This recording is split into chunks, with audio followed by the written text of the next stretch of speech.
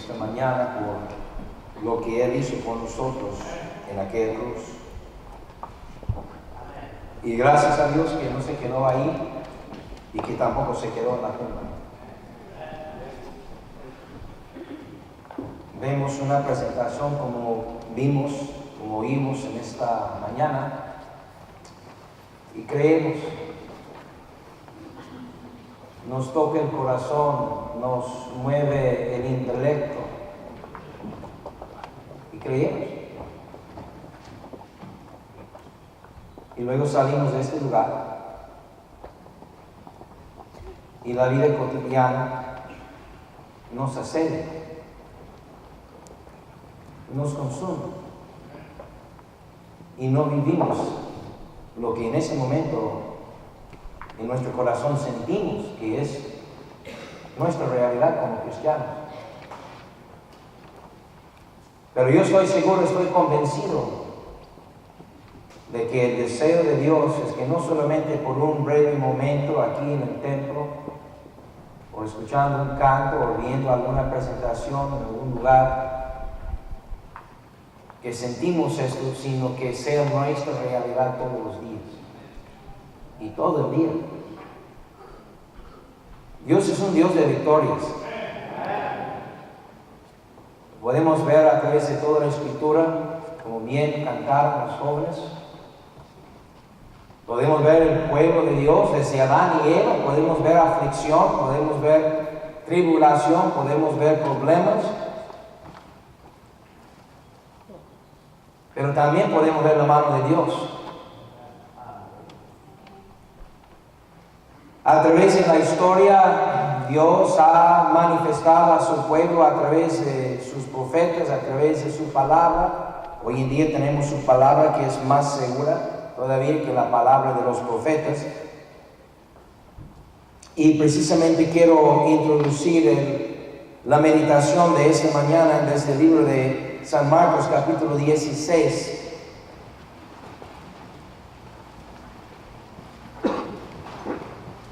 Ojalá que algo se puede decir y que algo puede suceder en nuestro corazón en esta mañana para poder alientarnos y orientarnos en nuestra vida el día de mañana, y que no sea nada más una ocasión, sino que haga un cambio verdadero en nuestra vida. En San Marcos capítulo 16, en el versículo 1, dice la palabra de Dios: cuando pasó el día de reposo, María Magdalena, María la madre de Jacobo y Salomé compraron especies aromáticas para ir a ungirle. Y muy de mañana, en el primer día de la semana, vinieron al sepulcro ya salido el sol. Pero decían entre sí: ¿quién nos removerá la piedra de la entrada del sepulcro? Pero cuando miraron, vieron removida la piedra, que era muy grande. Y cuando entraron en el sepulcro, vieron a un joven sentado al lado derecho, cubierto de una larga ropa blanca, y se espantaron. Mas él les dijo: no os asustéis, buscáis a Jesús Nazareno, el que fue crucificado. Ha resucitado, no está aquí. Mirad el lugar en donde le pusieron. Pero id, decid a sus discípulos y a Pedro que él va delante de vosotros a Galilea. Allí le veréis, como os dijo. Y ellos se fueron huyendo del sepulcro, porque les había tomado temblor y espanto. Ni decían nada a nadie, porque tenían miedo. Habiendo pues resucitado Jesús por la mañana, el primer día de la semana, apareció primeramente a María Magdalena, de quien había echado 7 demonios. Yendo ella, lo hizo saber a los que habían estado con él, y que estaban muy tristes y llorando. Ellos, cuando oyeron que vivía y que había sido visto por ella, no lo creyeron. Pero después apareció en otra forma a 2 de ellos que iban de camino yendo al campo. Ellos fueron y lo hicieron saber a los otros, y ni aún a ellos creyeron. Finalmente se apareció a los 11 mismos estando ellos sentados a la mesa, y les reprochó su incredulidad y dureza de corazón, porque no habían creído a los que le habían visto resucitado. Vamos a orar.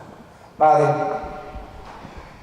estamos conmovidos en esta mañana por lo que hemos presenciado, porque nos ha hecho meditar y considerar aquella ocasión tan particular en la historia de la humanidad, cuando Dios vino en carne y se ofreció a sí mismo por nosotros los pecadores.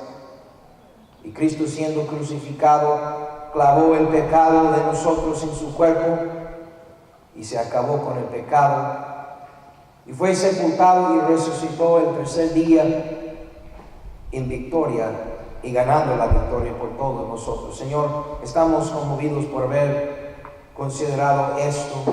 Ahora, Señor, más que conmovidos, convéncenos con su palabra cuál es tu voluntad para nosotros. Ayúdame, Señor, sé de bendición a tu pueblo, bendiga a tu pueblo y glorifique su nombre en Cristo Jesús. Amén.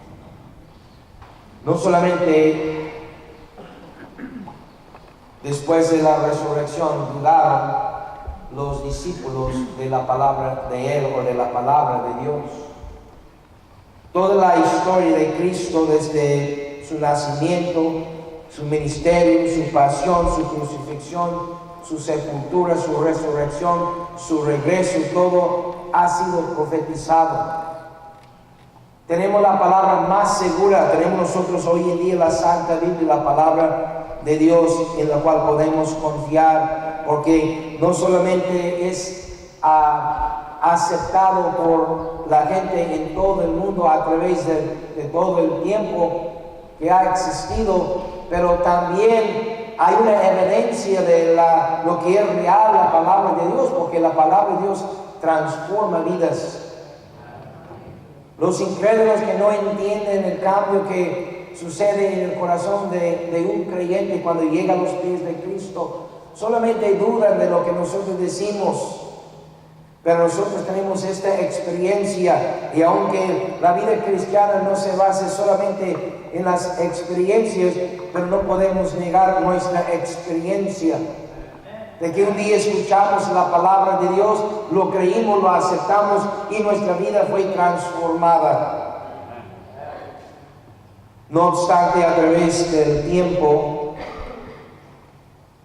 la palabra de Dios nos ha enseñado lo que corresponde a la persona de Cristo, y tal vez en un momento hemos creído, pero después, como la vida nos ahoga.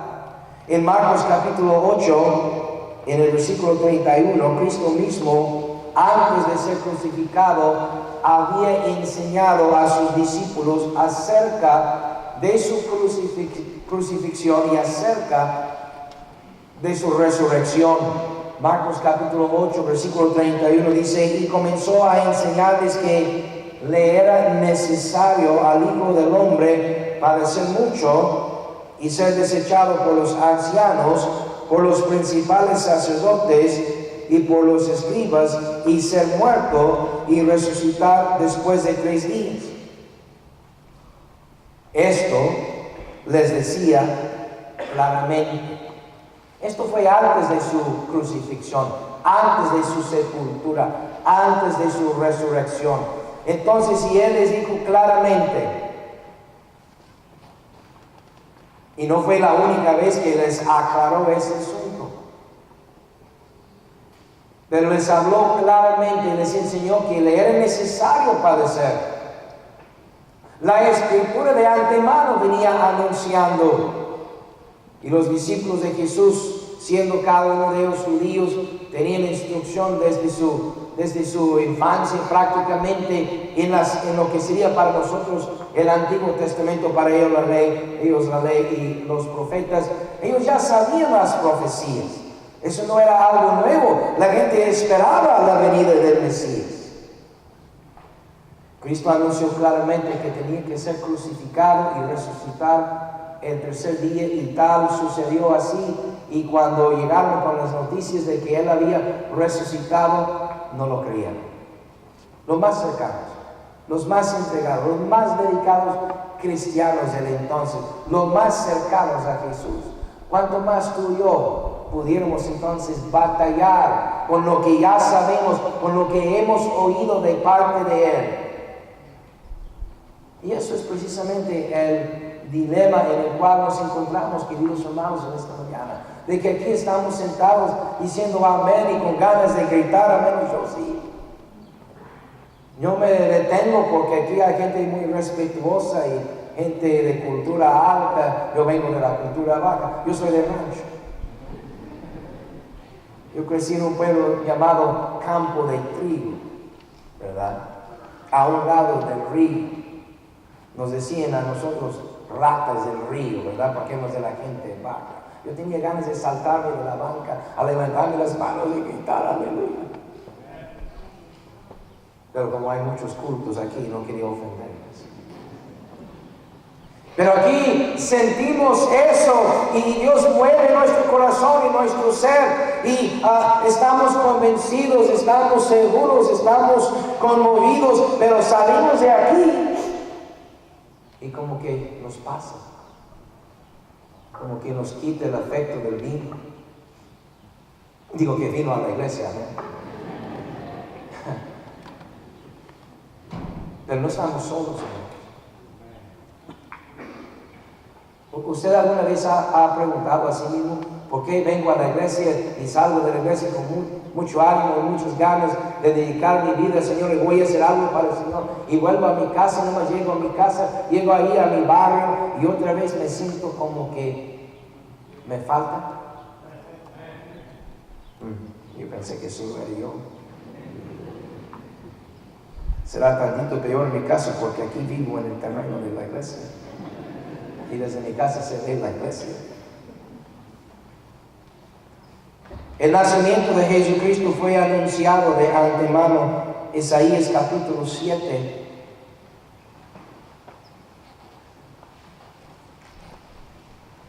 Esta porción de la escritura, todos los judíos lo conocían muy bien.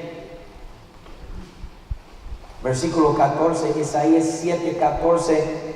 Por tanto, el Señor mismo os dará señal. Dios mismo nos dará señal. He aquí que la Virgen concebirá y dará a luz un hijo y llamará su nombre Emmanuel, que traducido nos dice en el libro de Mateo que es Dios con nosotros. No un Dios con D minúscula, es Dios con D mayúscula, Jehová con nosotros.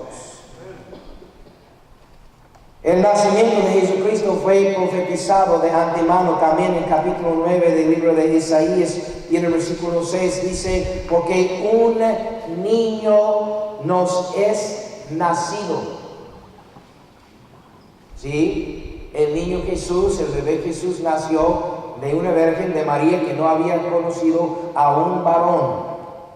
Todavía no había conocido a su marido hasta después de dar a luz a Cristo. Ella era una virgen. Pero dice que el niño nos es nacido, pero oiga esto, dice, el hijo nos es dado.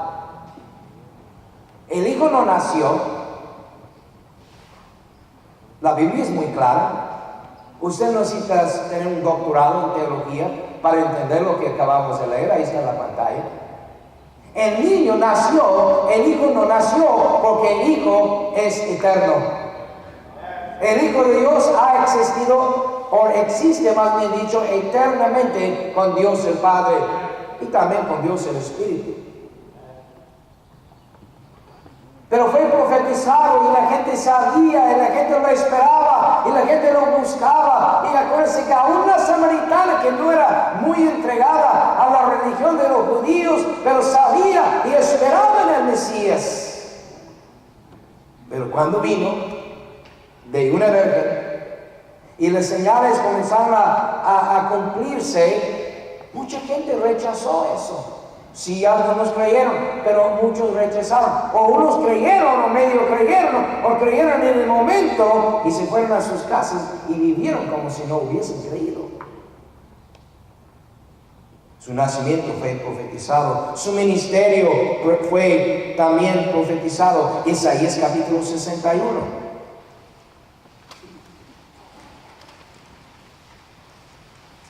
Y en el versículo 1, el Espíritu de Jehová, el Señor está sobre mí, porque me ungió Jehová, me ha enviado a predicar buenas nuevas a los abatidos, a vendar los quebrantados de corazón, a publicar libertad a los cautivos y a los presos, apertura de la cárcel, a proclamar el año de la buena voluntad de Jehová y el día de venganza de Dios nuestro, a consolar a todos los enlutados. Y luego en el Nuevo Testamento, en Lucas capítulo 4,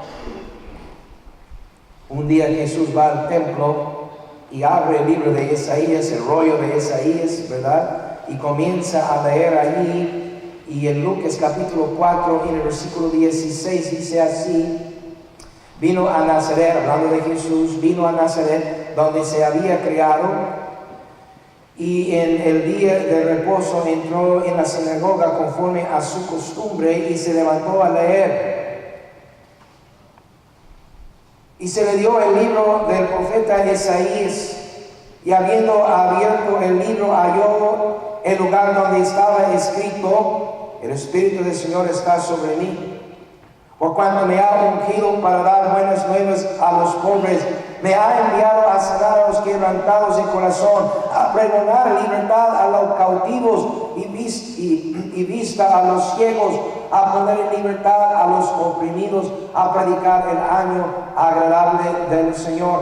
Y enrollando el libro, lo dio al ministro y se sentó, y los ojos de todos en la sinagoga estaban fijos en él, y comenzó a decirles: hoy se ha cumplido esta escritura delante de vosotros. Solo puedo imaginarme la sorpresa, ¿verdad?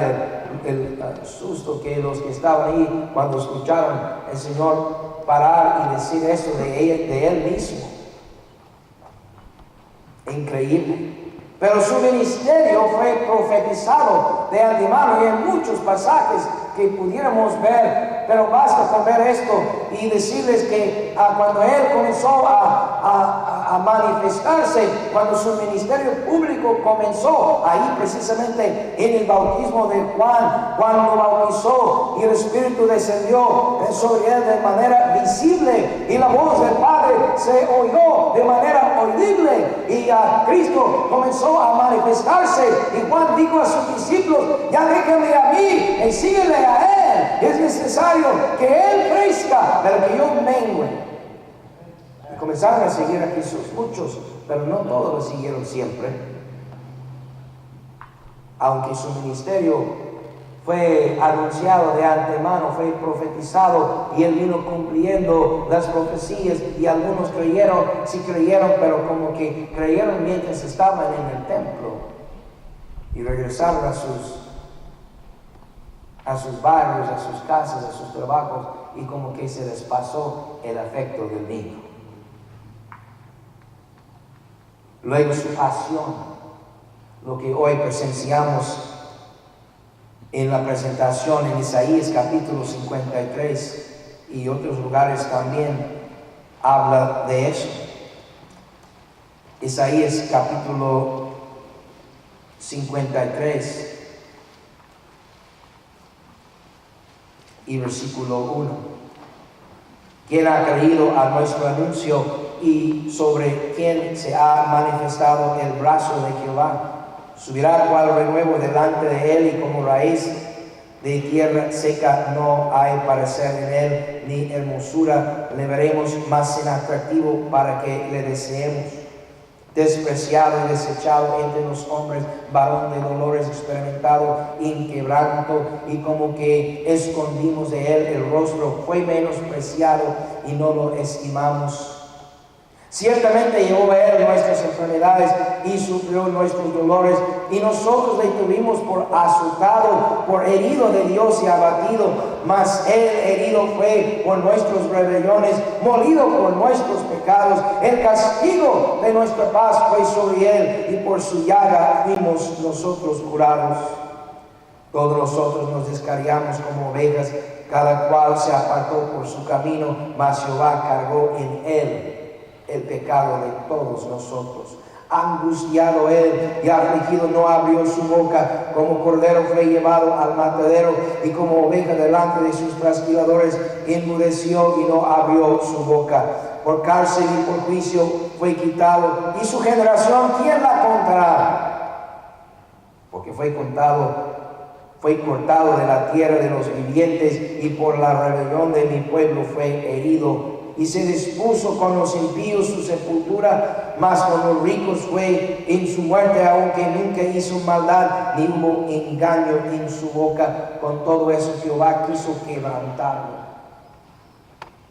sujetándole a padecimiento, cuando haya puesto su vida en expiación por el pecado. Verá el linaje, vivirá por largos días, y la voluntad de Jehová será en su mano prosperada. Y su pasión, su sufrimiento también fue profetizado, y la gente sabía, y la gente veía la escena ese día. Seguramente muchos creyeron en él y creyeron de las profecías, pero repito de nuevo, ese dilema que hay en la vida de los seres humanos, a unos más cercanos, a unos más dedicados, a unos más entregados, dudaron de las mismas profecías en su momento de cumplimiento. Su crucifixión, Salmo 22. Salmo 22.